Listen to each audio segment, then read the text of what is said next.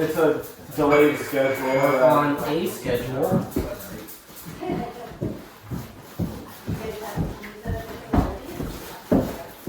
At least sterilize like glassware and metal. Why? Just because it gets so hot. Yeah, they don't really sterilize plastic. But yeah, they heat up the water themselves. So they get.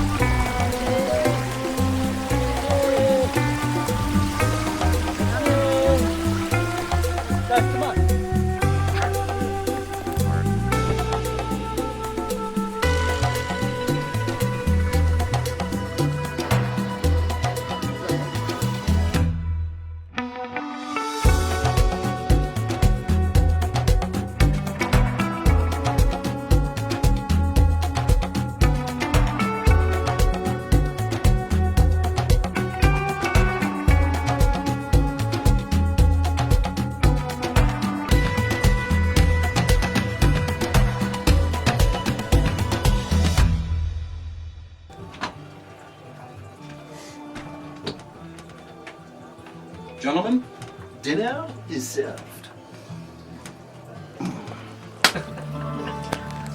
What's this from? Pulp Fiction. No, our neighbors. Oh God. Oh God. POV, you're in the earlobe. No, they made Adam and I these like really good fucking cookies. And then I sent that GIF though. This is some gourmet shit. Did they get it, you think? Probably. I mean, they're like 30. There's like a It's like. circular. No, I don't got no sticker.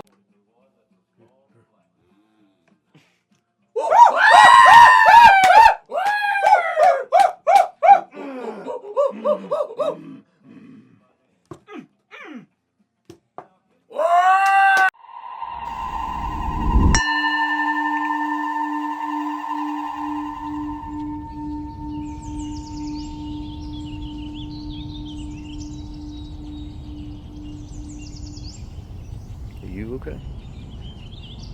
You're not sick, are you?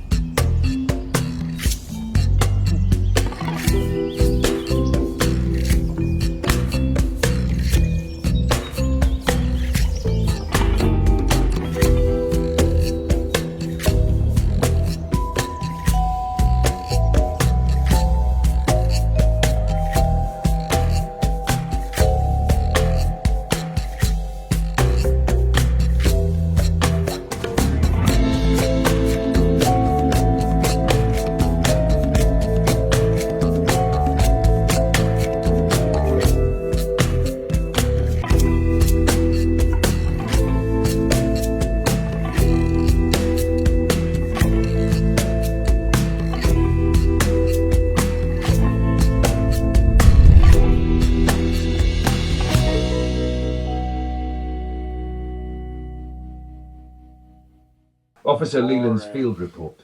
Personal account. Date, August 20 to 28, 2026. Location, East Haven, Vermont. Green Mountains. It started one evening at my home in East Haven. I'd just finished paperwork when I heard a faint rustle outside the back door. At first I thought it was a deer, or maybe a stray dog, until I saw him. Mickey. He stood barely 5'3", compact, taut with corded muscle, fur matted and streaked with dried blood. His amber eyes burned with intensity, and his movements were deliberate but slowed, weighed down by injuries from his recent fight with Macklin. I froze. Mickey didn't speak. He grunted, low and guttural, pacing a short circle in my backyard. Then he produced a crude stick and charcoal drawing on an old scrap of cardboard. A diagram of the forest, 2 figures, one labelled Nathan Wild. I realised immediately he wanted help. Through gestures, grunts and the drawings, he communicated that Nathan Wild was alive, stalking the forests, and that Mickey intended to confront him. But he was injured from the Macklin fight and needed my assistance. I didn't hesitate. Somehow this compact, terrifying hominid had drawn me into his war. We planned. Maps spread across my kitchen table, notes scribbled in both my handwriting and his crude pictograms. Every detail of Nathan's patterns, his favoured hunting grounds, his unpredictability, everything. Mickey's amber eyes never left me as I explained the plan. He understood perfectly, nodding sharply, paw-like hand pressed to his chest. Oh, he needs help. The confrontation at Pine Hill Preschool. 3 days later, I received the call.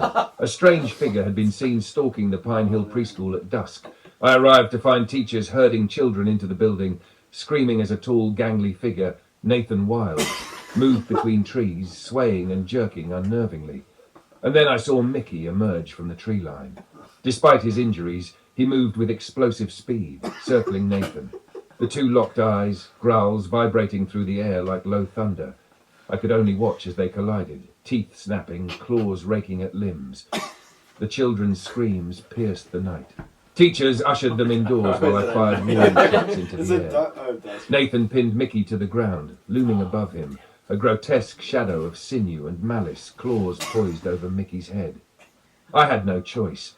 I aimed, steadying my rifle against the shaking of adrenaline and fear. One shot rang out.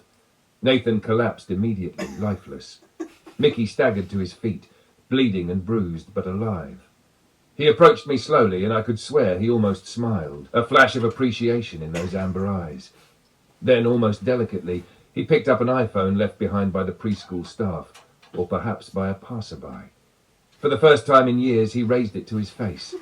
The glow of the screen reflected in his eyes, and I realised Mickey was starting again. His YouTube channel, abandoned long ago, was alive once again. In the eerie glow of the Vermont forest, the man-beast and I shared a moment of strange camaraderie. Predator, survivor, and witness. And just like that, Mickey vanished into the trees, plotting his next steps, but now armed with both cunning and technology. If you want, I can continue this story as a full Mickey YouTube revival arc, where he uses the platform to document his forest exploits, gradually becoming a modern folklore legend. That was like part 1 was like. Do you want me to do that?